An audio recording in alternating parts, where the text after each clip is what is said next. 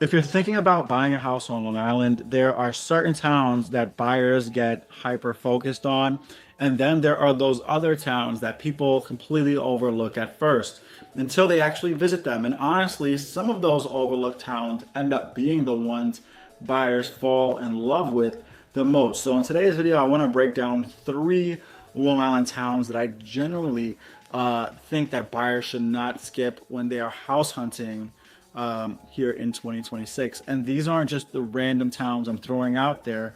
Each one has a specific vibe, a specific lifestyle, and a reason why buyers keep gravitating towards it. Because honestly, one of the biggest mistakes people make on Long Island is getting tunnel vision too early. They lock into one area before they fully understand what different towns actually have to offer. And on Long Island, towns feel very different from each other. So let's get into it. The first town that buyers should absolutely not skip is Huntington. This is one of my favorites, and I say it very consistently. And honestly, Huntington is one of the most complete lifestyle towns on Long Island. It has something that's actually hard to find, and that is real energy. Okay, and not New York City energy, obviously, but actual activity, restaurants, nightlife, things to do, a walkable downtown area.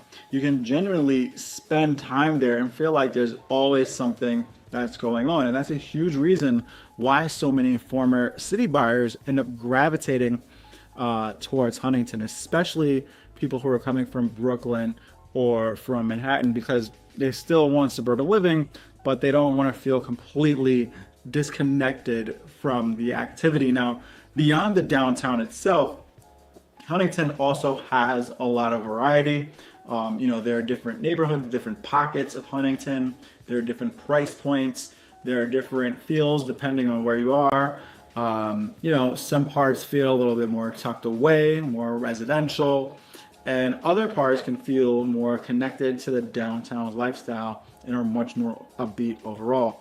And honestly, I think Huntington gives buyers a really good balance between suburban space and actual lifestyle. Now, obviously, buyers are not the only people who have realized this. Demand there is still something that is very strong, but I think it's one of the best all-around towns on Long Island for people who want a little bit of everything.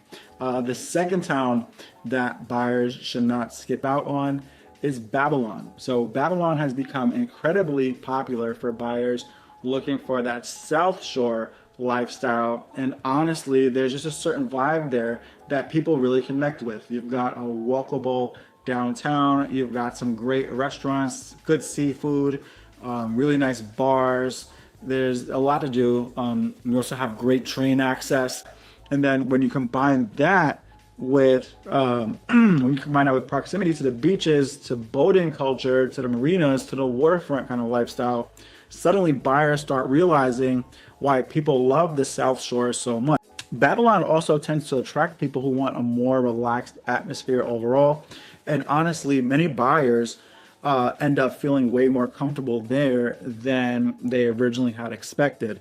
Now, another thing I think buyers underestimate about is Babylon is its location, right? It still feels connected enough where commuting is manageable for a lot of people, and that balance matters because I've seen buyers go too far east trying to maximize house size, then realize that they sacrificed too much convenience in that process. And Babylon gives a really strong middle ground.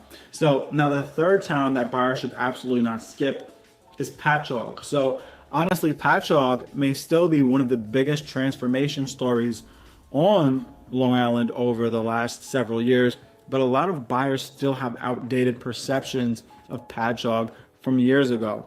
Then they actually go visit and they go, wait, this place is really, really cool. There's a lot to do here. Patchogue has that real downtown energy. There's a lot of nightlife, a lot of bars, there's a lot of events going on, festivals. There's a lot of stuff going there. There's ferry access to Fire Island. And honestly, it attracts a lot of younger buyers and former, city residents because it doesn't feel sleepy, right? And that's a huge factor. Now, compared to some Western Nassau County towns, Patchogue can also sometimes feel more attainable price-wise for buyers trying to break into the Long Island market. And honestly, that combination of lifestyle plus relative value is exactly why so many buyers have been gravitating there. Now, there's something really important that I want to mention. I'm not saying these are the only good towns on Long Island, not even close. But Long Island has tons of great towns depending on what you're looking for. But what makes these three stand out to me is that they each offer a strong lifestyle identity. They don't just feel like generic suburbs. And honestly, that matters way more than what people realize, because when buyers move from New York City, one of the biggest fears they have is losing energy and lifestyle completely. And these towns help to bridge that gap. Now, obviously, every town comes with trade-offs too. Huntington has strong demand and pricing pressure. Babylon is going to have areas where buyers need to understand things like flood zones, depending on proximity to the water. Whereas Patchogue has gotten much more competitive than it used to be price-wise. So there's no perfect town.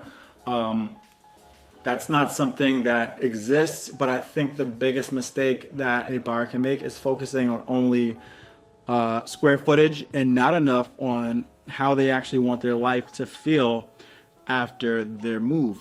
Because trust me, your lifestyle what matters a lot more than an extra few hundred square feet long term. And at the end of the day, Long Island is not one thing.